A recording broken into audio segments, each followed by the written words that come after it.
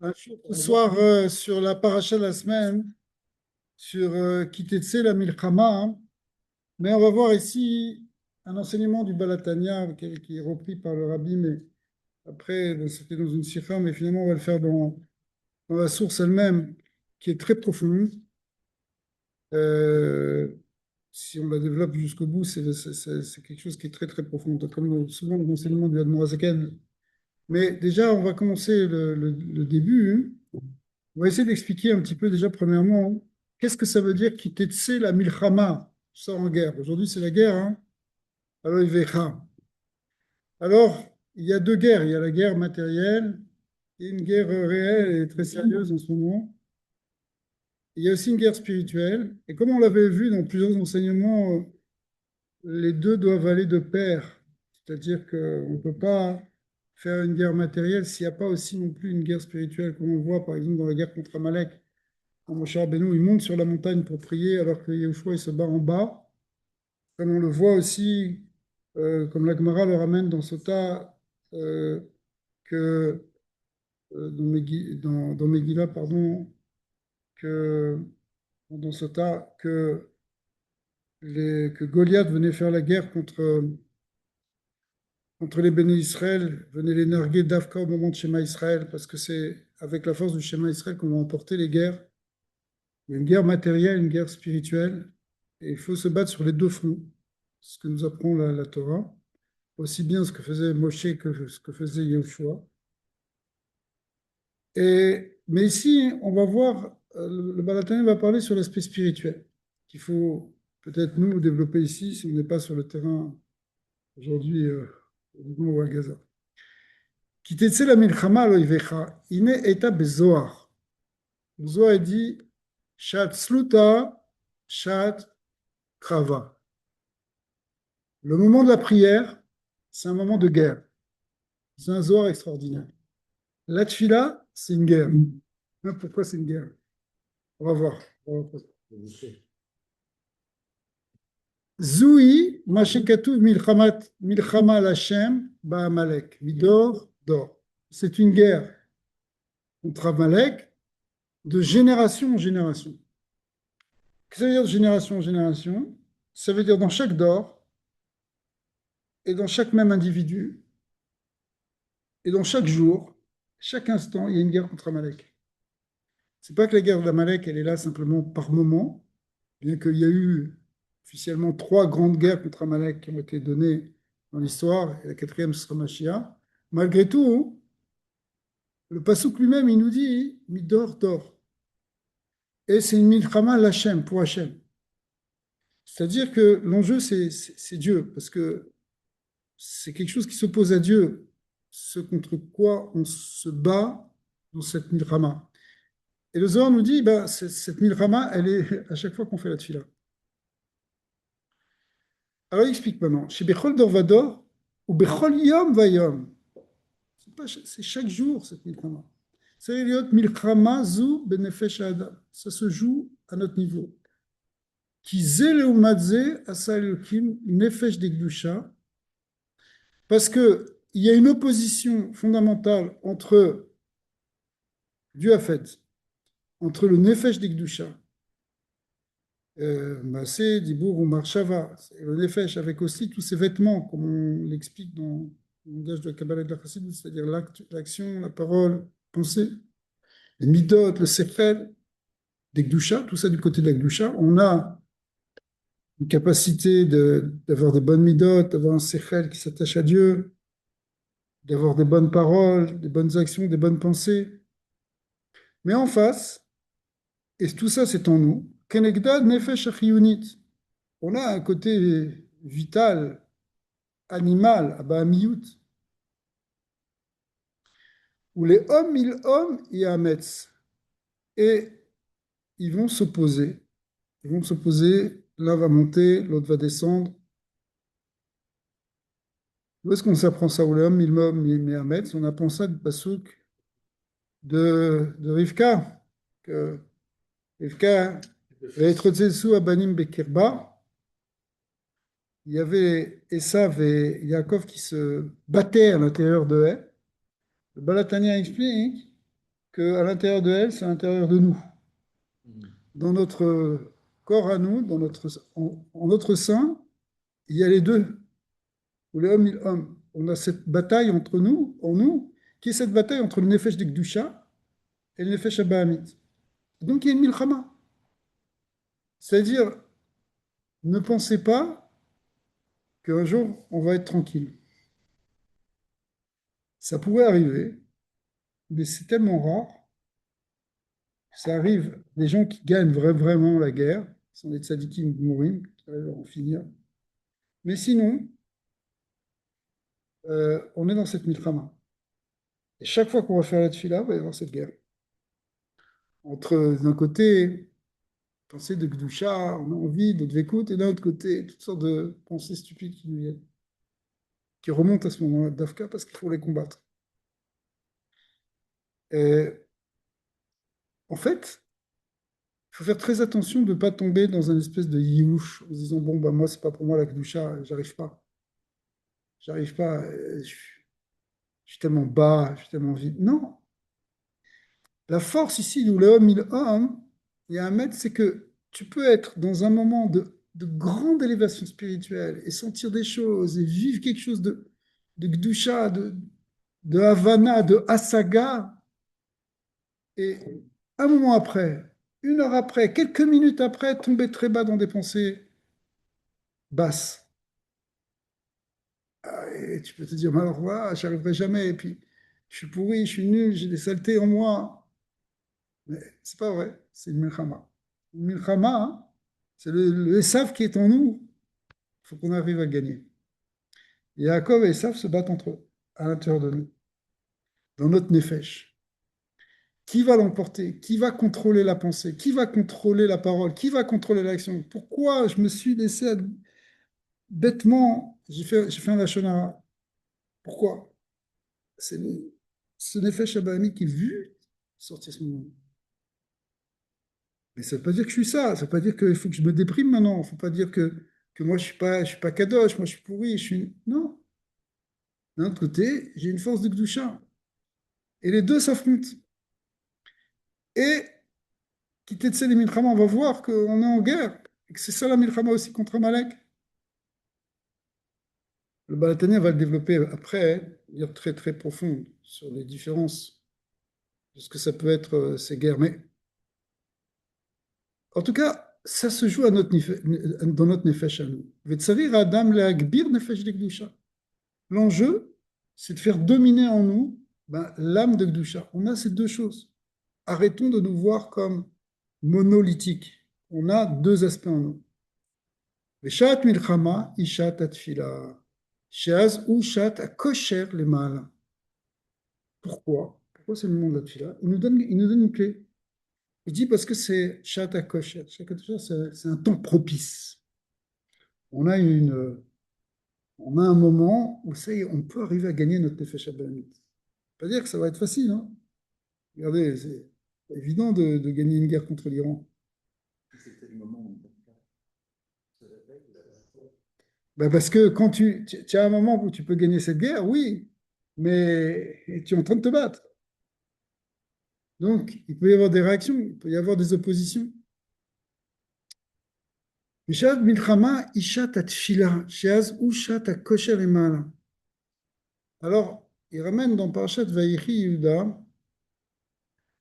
en fait, c'est d'après le Zohar, Api Yehuda ata,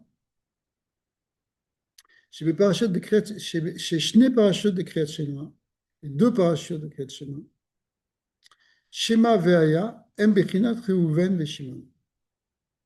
Il y a un Zohar extraordinaire qui lit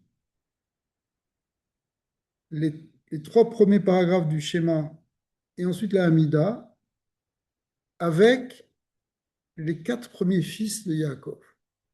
Reuven correspond à la première paracha du schéma, Shimon à la deuxième, Yayem Shamua.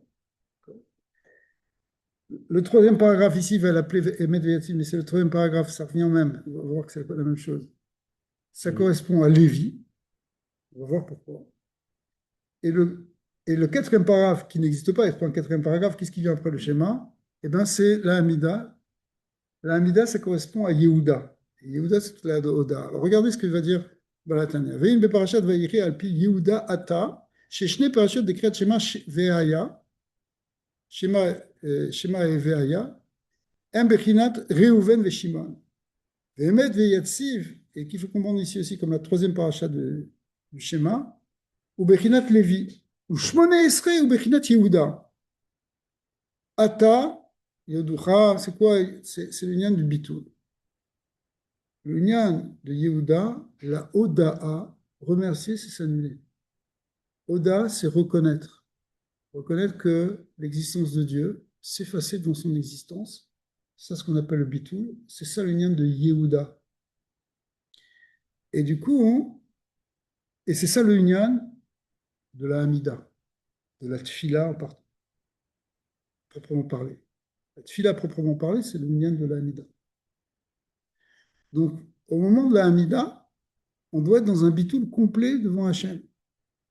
Et donc, on va annuler toutes les forces du Nefesh Abamid. C'est un moment pour ça, puisque on laisse toute la place à Dieu.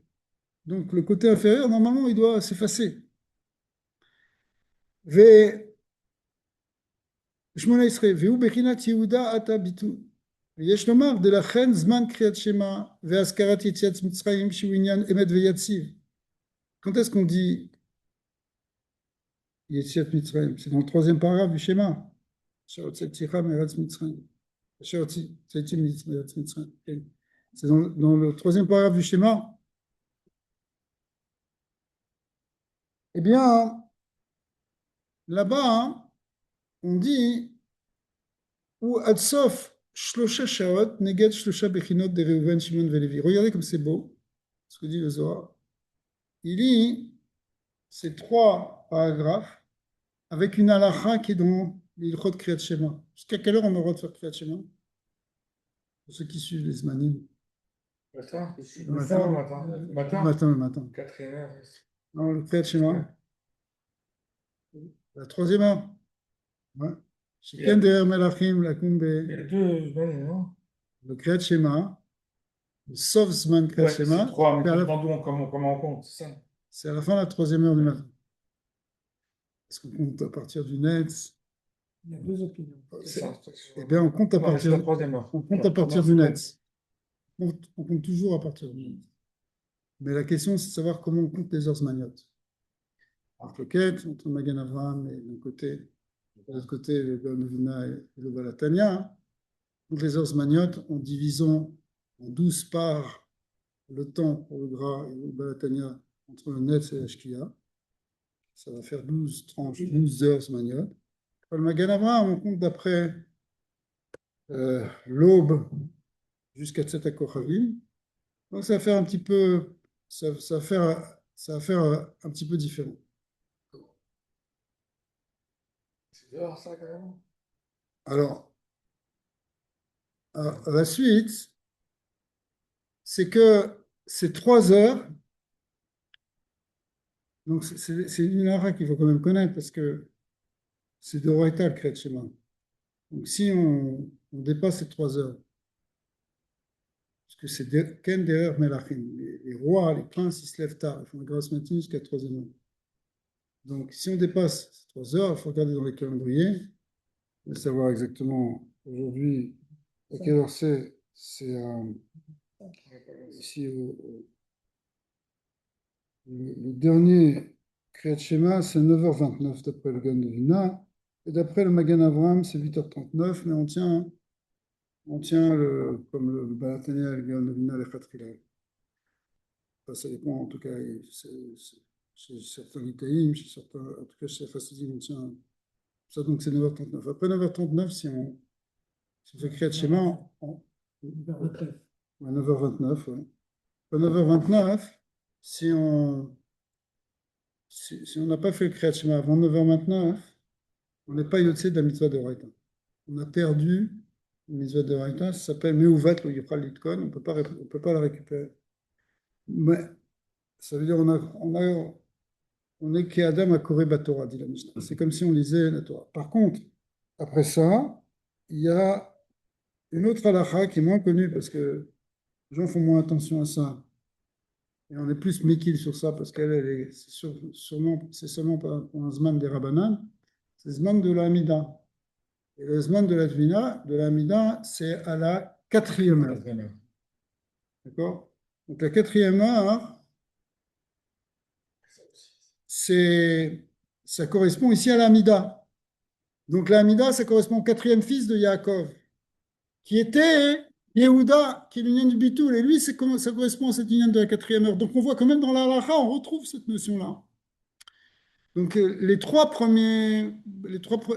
bénédictions, enfin les 3 paragraphes du schéma Israël, qui correspondent aux 3 premiers fils. Et le 4e, l'union de la Hamida, hein, ça correspond au Shmuel Israël. Eh bien, ça correspond à Yehuda. Veillez lomar de la chen zman kret shema uzkar titzunu l'inyan emet v'yatziv ou ad sof shlosha shot neged shlosha bechinot de Reuven, Shimon velevi. Ve'tfilat Shmone Israël. Shmone Israël ad arba shaot bechinat arevi de Yehuda. Veine. Donc on voit ici pourquoi il nous a ramené ça entre parenthèses, c'est pour nous dire que c'est ça le secret de la Hamida, c'est l'union de la Oda de Yehuda. Vine eta bezoar, man de katil de chivia yavin le barta de malka. Celui qui tue le serpent, on lui donne la fille du roi. C'est beau. C'est comme dans les contes. Celui qui va tuer le serpent, il donne la fille du roi. J'ai vu ça dans l'histoire avec David Ameller, qui a tué Goliath, et il a eu la fille du roi. C'était Micha qui était la fille de Shaul. Donc, on voit que ça peut se passer. Mais ici, quand le Zohar il parle au niveau de qu'est-ce que ça veut dire tuer le serpent en soi? Qu'est-ce que ça veut dire tuer le serpent? Et qu'est-ce que ça veut dire recevoir en cadeau la fille du roi, qui est évidemment la Shrina, mais on va voir quel aspect de la Shrina. Qu'est-ce que ça veut dire en nous, si on arrive à le développer. Alors, Nachash, Chivia ou Nachash, à Kadmoni. C'est qui le Chivia? Chivia, ça veut dire serpent en araméen. C'est le Nachash à Kadmoni, c'est le serpent primordial, qui est Bechinat Amalek, qui est comme Amalek. Amalek, c'est lui-même le serpent originel. Ouman de Katil le Chivia, chez Natser Amilchama.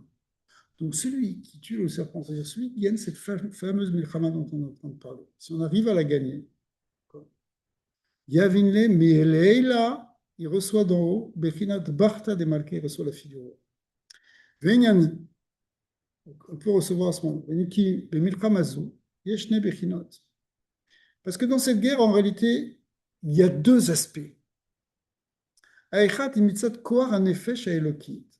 D'une part, il y a ce qui vient de notre nefesh haelokit, shiu sechel vemidot, notre sechel, nos midot, de gdusha. ויש לה כוח דקדושה להתגבר ולנצר המלחמה.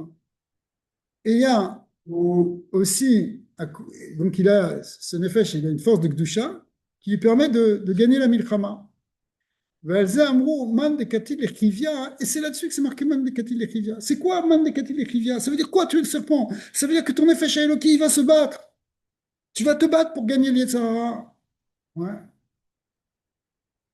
Mais d'un autre côté, il y a aussi l'autre Bechina qui nous dépasse. Il y a des choses qu'on n'arrive pas à faire si on n'a pas une aide d'en haut.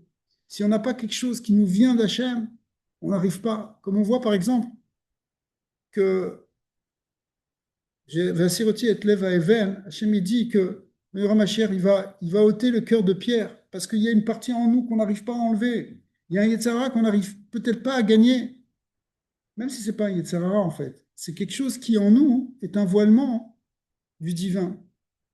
Et donc, il y a une partie de la guerre, c'est nous qui le faisons. Et il y a une partie, on reçoit la fille du roi. On reçoit la Shekhinah, c'est un cadeau qui vient d'en haut. On n'est pas... Quelqu'un, il peut penser, moi je vais gagner, je vais arriver. Tu vas arriver jusqu'à une certaine partie. Mais l'autre partie, il faut que ce soit donné d'en haut. C'est ce que dit le Zohar. Si toi, tu tues le serpent, tu fais ta part, d'en haut, on va te donner une madriga. Cette madriga, en réalité, on aurait pu penser que nous aussi, on doit faire quelque chose pour l'obtenir après ça. Ouais. Mais non, ça c'est donné par Hachem. יבין לי מלילה בחינת ברא דמלכה, ברכתא דמלכה. ועניין כי הנה במלחמה זו יש בה שני בחינות, האחד היא מצד כוח הנפש, ועל זה אמרו מאן דכתיב יחיביה, והשני היא מה שאין בכוח הנפש מצד עצמו להתגבר. ועל זה, c'est des choses que nous on n'a pas la force de gagner, ועל זה אמרו יבין לי מלילה, on lui donne d'en haut, ובחינת מלחמה להשם בעמלק. Et ça, il nous dit, c'est la milchama be'amalek. Alors, ça va un peu loin, un peu vite là, utiliser la milchama pour Amalek. C'est quoi la milchama pour Amalek? Eh bien, en fait, c'est ça ce qu'on fait. La milchama qu'on fait contre Amalek, qui est l'école d'or, c'est le mamash pour essayer de gagner, de vaincre le serpent qui est en nous, ouais, le gagner, et pour atteindre, pour se marier avec la fille du roi. La princesse perdue aussi de Rabbi Nachman. Il faut qu'on aille la chercher, il faut qu'on aille la récupérer pour l'épouser. Mais pour ça, il faut qu'on fasse cette milchama contre Amalek. C'est très important de voir la Avodat Hashem de cette manière. Biur inyanze, ibarta de malka, ou nekudat sion vekneset Israël. Alors, qu'est-ce que c'est cette fille du roi, cette Shechina? C'est quoi cette fille du roi? Alors, et elle porte d'autres noms. Elle s'appelle Tzion. Ouais.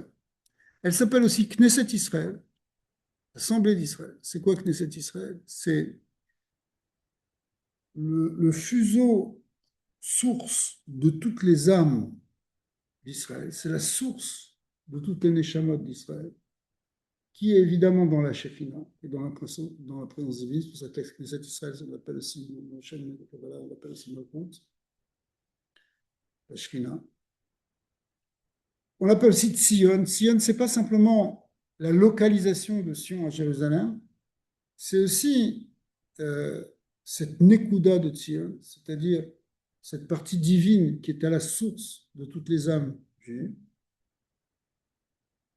Chez Koneset, Ve'osefet le Torah Erat Israël de Leila, et qui reçoit, qui réunit en elle et qui reçoit, eh bien, la lumière de Israël de Leila. C'est quoi Israël de Leila? Israël d'en haut, ça représente des sphirotes supérieures, ça s'appelle aussi Zéranpi, qui se déverse dans la sphira de la Malchut, et la Malchut, elle est la source de toutes les âmes. Toutes les âmes puisent, et en fait, c'est le chevauche de notre âme. Le problème, c'est qu'on est déconnecté de ce niveau. On n'est pas connecté avec ce Nitsut d'Elokut, qui est la source de notre âme divine. Quand on te dit que ton âme divine, c'est un Chelek Elokan Imal, c'est cette Nekuda de Sion, c'est cette Nekuda qu'on appelle Knesset Israël. Ok? Alors, ouais.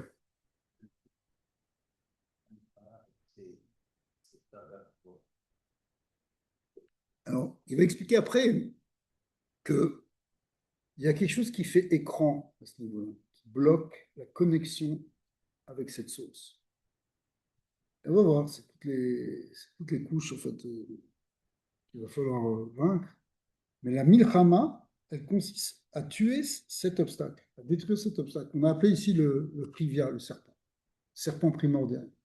Nachash Akadmoni, c'est la force qui nous sépare de cette source de Brochaba. C'est la force qui nous sépare de cette source divine.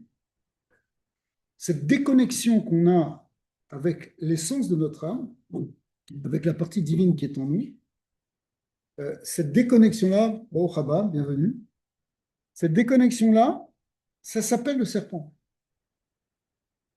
Toute l'histoire qu'on voit avec Adam et Ève et le serpent, en réalité, c'est marqué dans Michelet qu'il est Nigran Mafrid Alouf, le pernicieux, le serpent, en fait, c'est ça le Nigran, il sépare les amants, ou les amis, il sépare les amants, il sépare Akadosh Baruch Hu de l'homme. Qu'est-ce que fait le serpent? C'est quoi? Le trivia, la Nachash Akalmoni, c'est le principe de séparation, de coupure avec la source. Donc il faut vaincre ce serpent pour retrouver la connexion avec la source.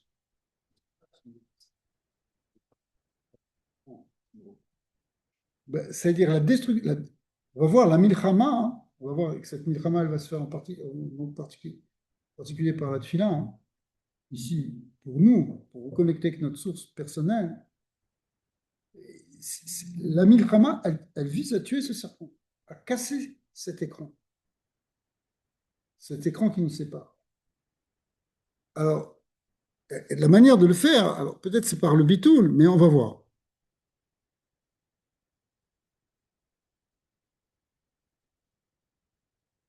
Bio Inyanze, donc on a expliqué que c'est quoi, hein, que c'est la Barata des Malkas, c'est ça la fille du roi, qui est en fait la source de Neshama qu'on appelle la Nekudat Sion ou Knesset Israël. Chez Knesset Vosefet, les Torah et Erat Israël de Leila, qui en même temps a toutes les lumières d'en haut. Veine, Bechinat Nekudat Alev, ou Pnimiuto, Amidgale Beklalut Neshamot Israël, Bechinat Cheuta Deliba. Alors, avant de lire la suite, le Balatania va expliquer ici maintenant que dans notre cœur, il y a une double dimension. Il y a ce qu'on appelle la Pnimiut Alev et ce qu'on appelle la Chitzoniut Alev. Alors, il va donner la définition. Mais cette idée qu'on a deux aspects dans notre cœur, on l'apprend de Bechol Levavecha, qui est un pluriel. C'est comme si on avait deux lèvres. Souvent, on dit c'est Yetzirah Tov, c'est Yetzirah Ra. Ici, ça va être un peu plus fin comme approche. Bien que les deux approches sont évidemment kadosh, mais il va parler de pnimiut et de chitzoniut. Alors, c'est quoi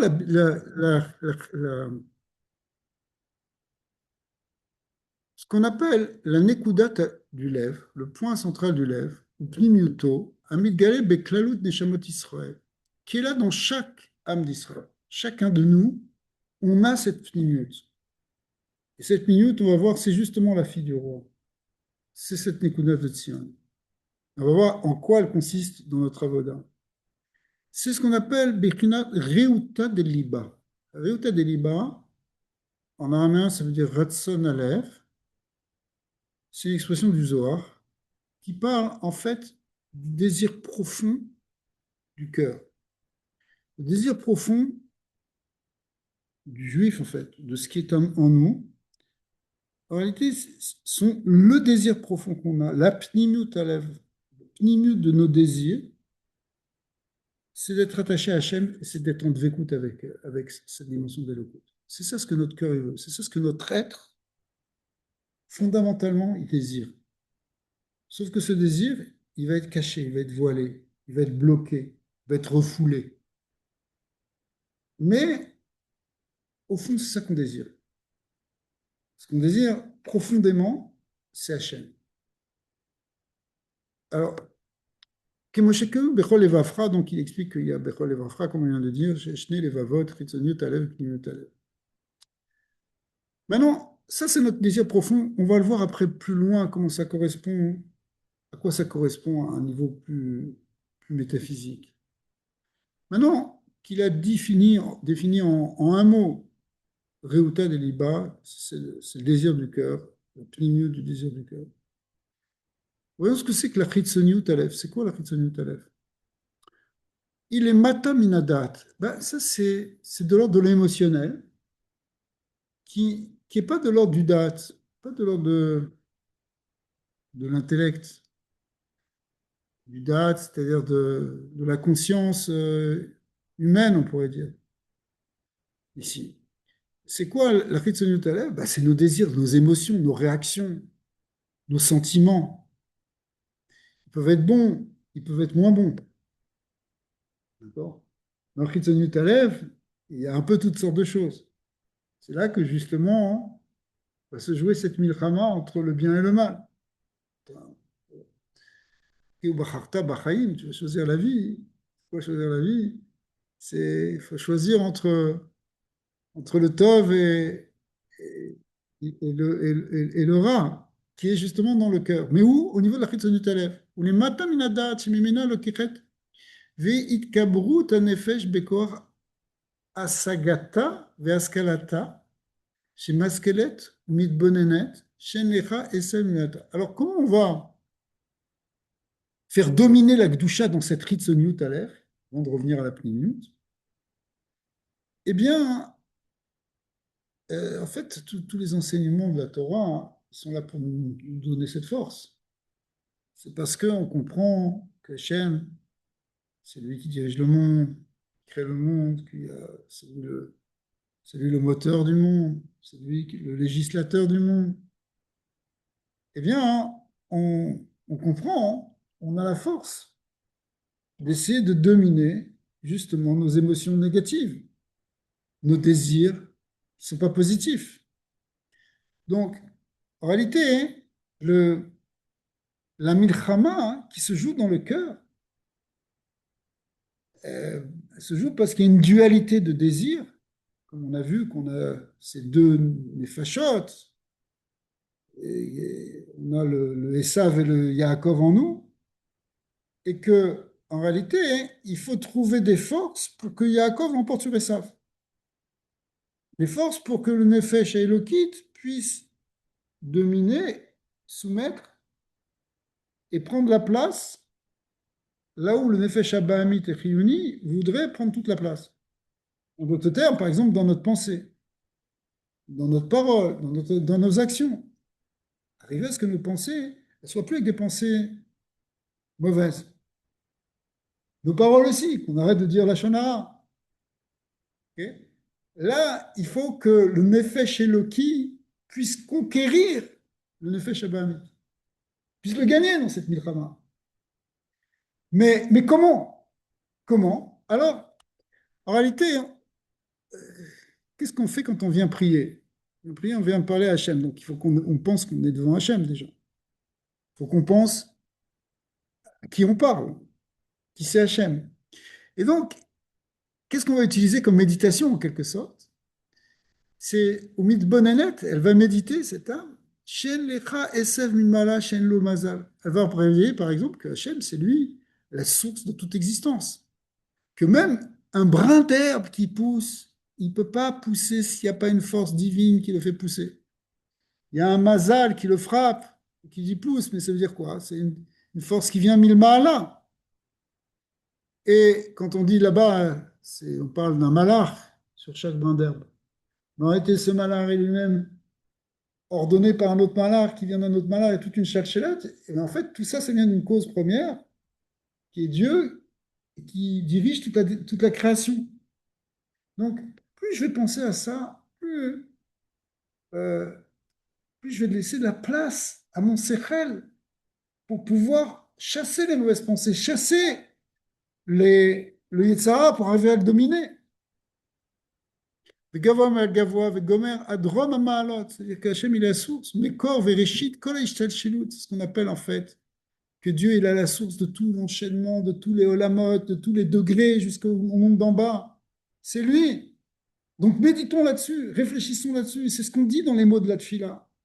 On fait psuké des imra. Qu'est-ce qu'on est en train de dire, à part le fait qu'il faut vite retirer pour sortir de la chose? Parce que justement, c'est ça qu'il ne veut pas.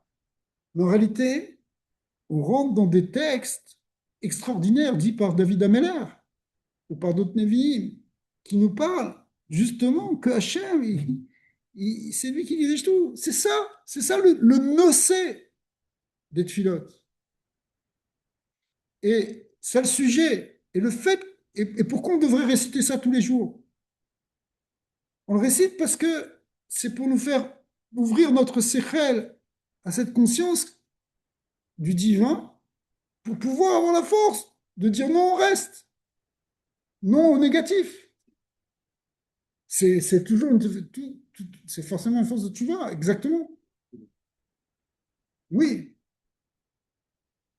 bien sûr que le but de la tfila, c'est évidemment de revenir à Hachem. C'est ce qu'on voit. Mais, mais c'est pas facile, il y a des obstacles. On a beaucoup de choses en nous qui freinent, qui nous bloquent, qui sont lourdes, qui sont des mauvaises habitudes, des mauvaises pensées, des choses qui... Très difficiles d'arriver à faire rentrer Hachem en nous. de faire rentrer un séchel de Gdusha qui va nous dominer. Et en même temps, c'est ça la guerre.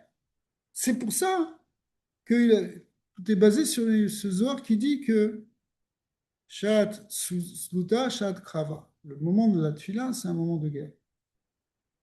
Et Pas les ordres efficaces. alors, c'est cette méditation sur la grandeur d'Hachem, sur que Hachem, il est le maître. Soumets-toi à ça. Annule annule tes désirs extérieurs, inférieurs. Pas la Réuna pas la Réouta des Liba, pas la Pnimiut Aleph, on va voir après. Au contraire, c'est ça qui va pouvoir se révéler. Mais tes désirs extérieurs, tes sentiments, c'est pas que des désirs. Dans notre cœur, il n'y a pas que des désirs et des ta'avot. Il y a aussi des peurs, il y a aussi des croyances qui sont limitantes. Il y a aussi des croyances sur nous-mêmes, des croyances sur le monde, on se limite en vérité. Mais tout ça, ça vient de quoi? Ça vient des illusions qu'on a, des peurs qu'on a. Et tout ça, c'est dans le lève, dans la Chitzoniut Alev. Pas dans la Pnimiut Alev. Dans la Pnimiut Alev, la seule chose qu'on veut vraiment, c'est s'attacher à Hachem. C'est au contraire révéler la dimension divine qui est en nous. Cette révélation, ce niveau, il est révélé chez le tzaddik. Plus ou moins, en fonction de son niveau de degré de tzaddik. Même dans les tzaddikim gmourim, il y a une infinité de madrigot, dit le Balatani. Mais dans tous, il y a une certaine révélation de cette minute à lèvres. Mais cette minute à lèvres, on a du mal à y accéder parce que dans la chitzoniut à lèvres, il y a toutes ces forces-là qui sont négatives. Il faut arriver à vaincre, et c'est ça la milchama ici. Et c'est une milchama qui vient par l'attachement, en s'attachant à Hachem, dans la tfila, dans la pensée, dans la méditation.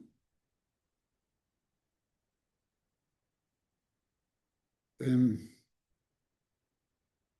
donc, quand on comprend que toute la source de toute l'existence, tout le réchit de la Ishtalchelut, Ve'tavut, Ve'achayut, ou Berouar Piv, que tout ce qui existe, tout ce qui vit dans l'univers, quand on dit la vitalité dans l'univers, c'est dans tous les plans, c'est-à-dire y compris même dans le minéral, dans le végétal, dans l'animal, dans l'humain, même dans les malachim, tout ça, toute la chayut, toute l'existence et toute la vérité et toute la vitalité, elle vient du roi Piv, Kol Sevam, de ce souffle de la bouche de Dieu. Ouais. Ve'ata mechayet kulam, comme on le dit dans le verset, toi tu es mechayet tous. Le fait de savoir ça, de le répéter dans la tefila, de le méditer, ça ouvre nos mochines et ça donne une force pour chasser le négatif qui est dans notre cœur. Urtiv re natati lifanecha hayom et aberacha et achaim vechule et amavet. Très intéressant ce passouk. Voici, je passe devant toi la vie et la mort, le bien et le mal. Tu choisiras entre. Merci de nous demander de choisir la vie, parce que on aurait peut-être pu croire qu'on allait choisir la mort, comme tous les animaux. Qu'est-ce qu'ils font les animaux? Ils choisissent la vie. Ils voient du feu, ils fuient. Mais nous, on a besoin d'un verset qui nous dit, vous allez choisir le Chaim. Pourquoi? Parce que c'est pas évident. Parce qu'on a une force qui nous draine vers le bas, qui nous tire vers, au contraire, le contraire de la vie. Voilà. C'est ça la spécificité de l'homme, en vérité. C'est habituel. Mais parce qu'on est pris par ce rivia, par ce nachash akalmoni qui est là, qui empêche la neshama réellement de s'exprimer. Donc, on a besoin de faire un travail, de choisir la vie. Ça fait partie de cette milchama. Chez Bechol Davar Nivra, et là il explique qu'est-ce que ça veut dire. Écoutez bien parce que ça c'est incroyable comme définition. Chez Bechol Davar Nivra, Yeshbo Bechinat Mavet Vechaim. Donc chaque chose qui est créée, il y a une dimension de vie ou de mort. Chez un Mavet, Gashmiut Adavar. L'aspect de la mort, c'est l'aspect matériel de la chose. Vechumriyuto, son aspect physique. Vachayim, ainu aruchaniyut shebo. C'est quoi la chayim? C'est quoi la vie? C'est l'aspect spirituel que dedans. Tu prends n'importe quelle chose. Tu,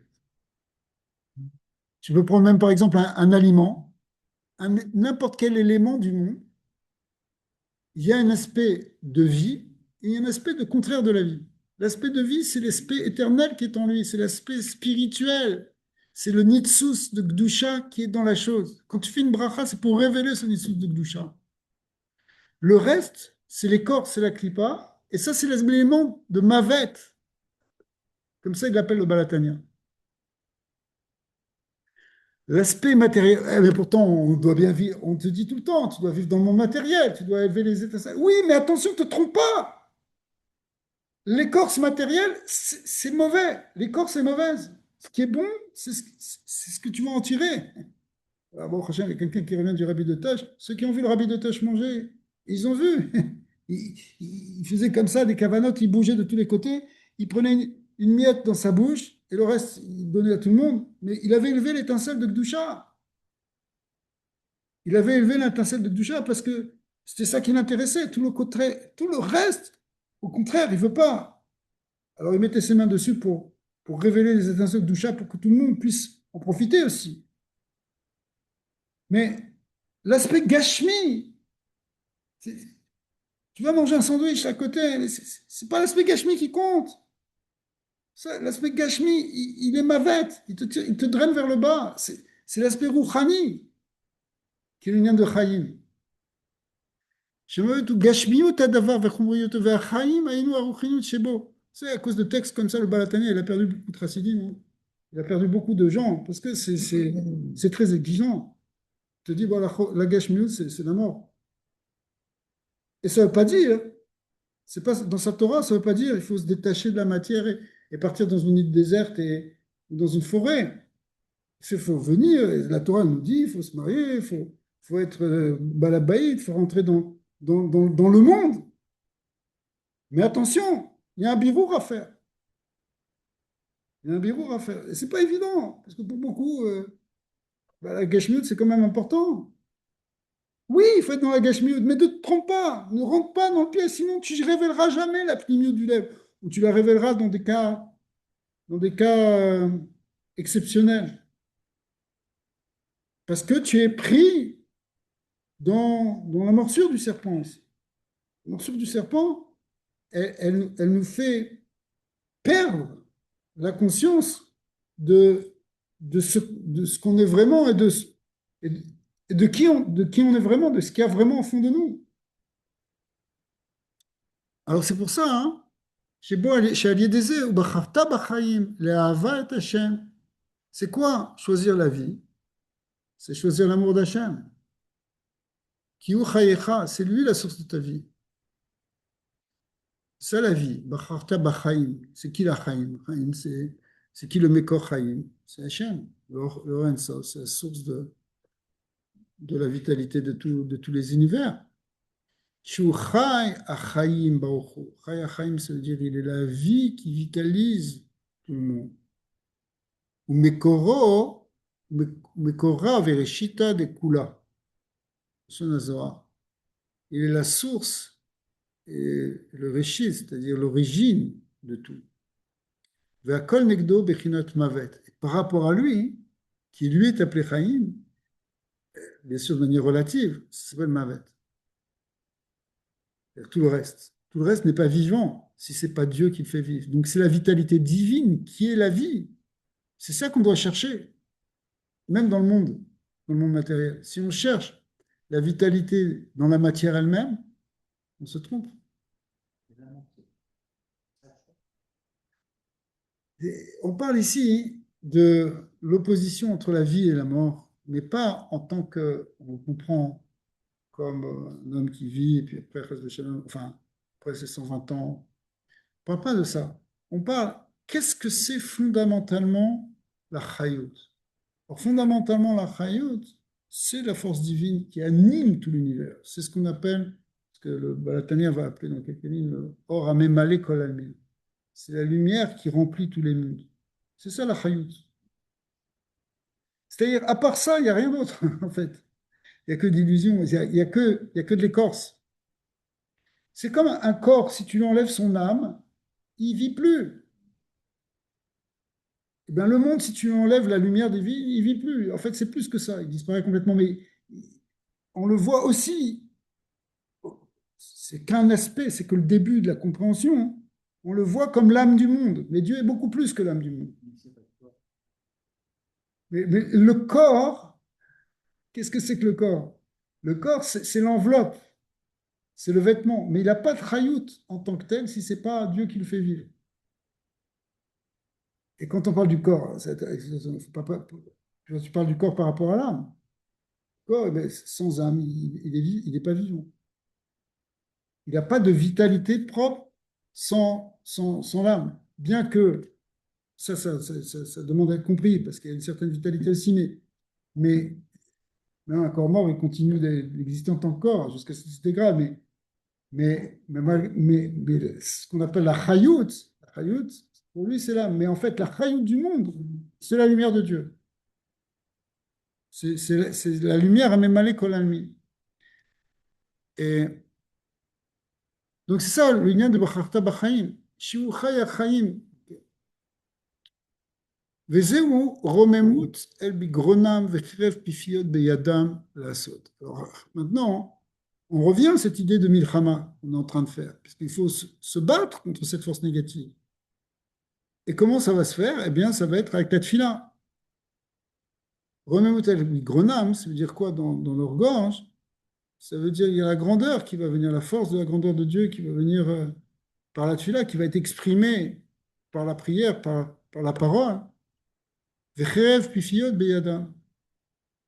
La sonde de Kamabarim. À ce moment-là, il va y avoir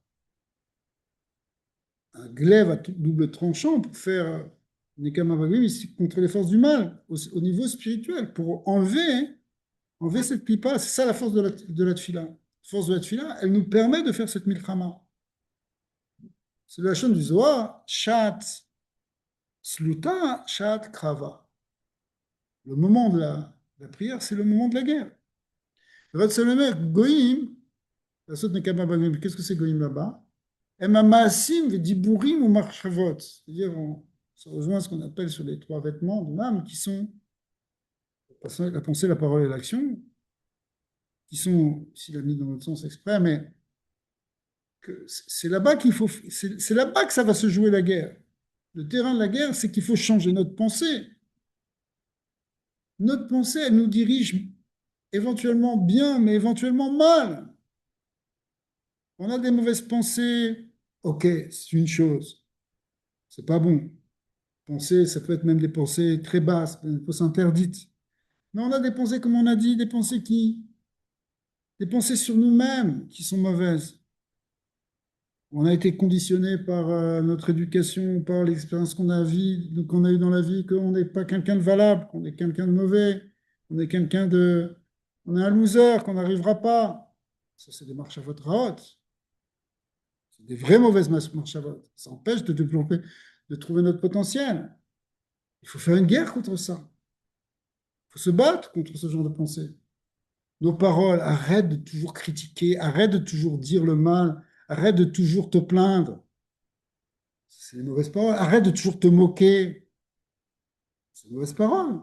Ce n'est pas simplement des paroles de nivoulpé obscènes. C'est des mauvaises paroles. Tu es là, il y en a marre, c'est toujours pareil. Ça, c'est des vraies mauvaises pensées, des vraies mauvaises paroles. Même aussi, voilà, si on rentre après dans le lien de Varim Betelim, tu parles de choses qui n'ont aucun sens, qui sont éphémères, qui n'ont pas d'intérêt. Parle de Divrei Torah. Maasim, pas la peine de parler sur les Maasim. Une fois, inconsciemment, tu vas allumer ton téléphone pour rien. Pourquoi? Pourquoi tu vas faire des choses comme ça? Parce que tu sais pas. Parce que là, dans ces vêtements de la pensée, de la parole et de l'action, eh bien, il y a cette force négative, il y a ce corps à mavet, ce corps du Samer même, du Nachash qui est là, Et il faut se battre, il faut aller se battre avec ça. Tout ce qui est Asher Lo l'Hachem, qui ne sont pas pour Hachem, toutes ces pensées, paroles et actions qui sont pas pour Hachem, Emma. Vem nimshachim mi bechinat Amalek. Et tout ça, ça vient d'Amalek. C'est ça Amalek pour nous. Vanekama, cette femme vengeance dont on parle dans le Passouk, ça veut dire cette guerre. Shi Bitulan, il faut les annuler. Vejviratan, la guerre contre Amalek, il faut tout détruire. Ou Aliédé, Vecheref Pifiot. Et c'est quoi notre arme? C'est le Cheref Pifiot, c'est-à-dire la Tfila. Chez Mibichinat, Romemut Kel, qui vient de la conscience de la grandeur de Dieu. Parce que si tu ne penses pas à Hachem, tu ne peux pas parler dans ta Tfila. Deinu, que chez Mitbonen à Adam, lorsqu'on va méditer, donc, pour gagner cette guerre, il faut cette méditation sur le fait, sur la puissance d'Hachem, qui est la source de toute la vie.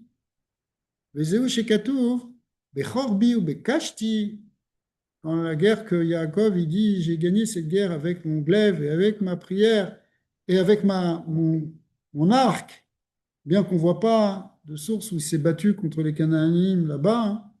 C'est avec ma prière et mes supplications. C'est-à-dire que les armes de Yaakov, pour lui, ça a été par la prière. Chez l'idée de Tfila, Sheba, Niska, Romemut, et c'est comment? Écoutez bien la prière. C'est Niska, Romemuto, et Sidur, Shvarav. On a besoin d'exprimer la grandeur de Dieu, d'exprimer ses Shvarim, c'est-à-dire ses louanges, chez le Makom. C'est ça qui donne la force pour avoir un glaive, pour avoir un arc, les battels, arrache, bedafsho, pour annuler le mal dans son âme.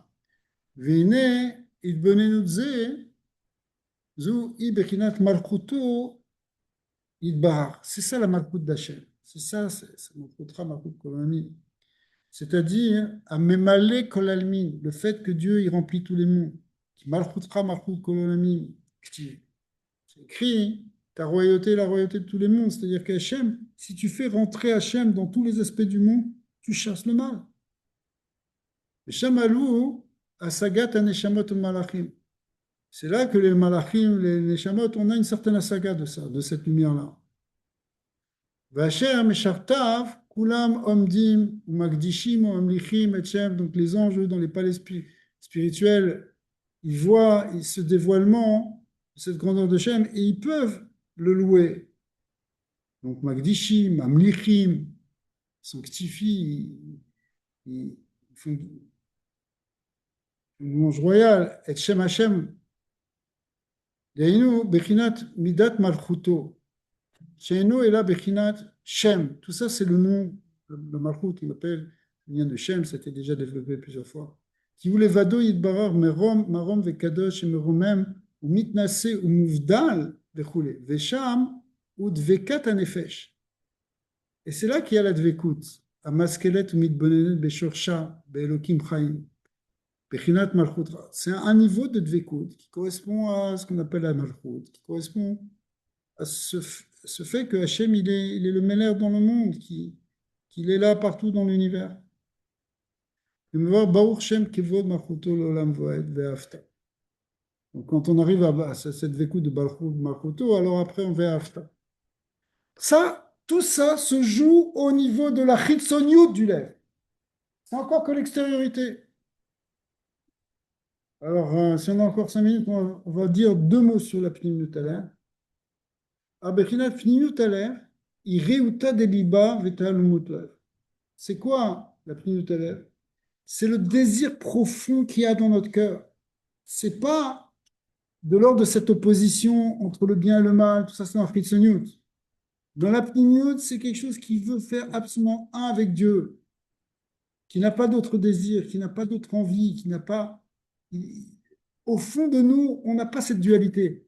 Dans la pnimut de notre cœur, on n'a qu'un seul désir, c'est s'attacher à Hachem. Ouais. Ça correspond à ça. Bien que là-bas, ça a été employé dans d'autres sens, mais au fond, il y a des explications comme ça. Asher limala ma'ala minatam vedat. Là, c'est pas un désir qui est en dessous du dat, mais c'est quelque chose qui est bien au-dessus du dat, qui est dans le surconscient. Amousak ve'amuskal, bekor asakat hanefesh ve'askalata. Ve'bechinat elakut shebenefesh. C'est la dimension divine qui est dans l'âme. Amidgale bebechinat yechida, qui se dévoile sous forme de ce qu'on appelle la yechida. Sheba litpasher nafsha el chek via mamash bebechinat bitul. C'est l'âme, elle veut simplement s'attacher à Hachem, s'annuler devant Dieu. Ve'razu imi bebechinat sovav kolami. Et ça, c'est plus de l'ordre de l'immanence divine qui est dans tous les mondes, mais de l'ordre de la transcendance, de l'ordre de l'absolu, de l'ordre de quelque chose qui était là avant le Tzimtzum, qui était là avant même l'existence. Notre âme, elle vient de ce niveau-là. Elle aspire à retrouver cette sérénité, cette plénitude de l'unité avec le divin. On va arrêter là, mais c'est ça qu'il faudra développer. Baruch Adonai l'olam, amen, amen. J'ai pas compris pourquoi il est.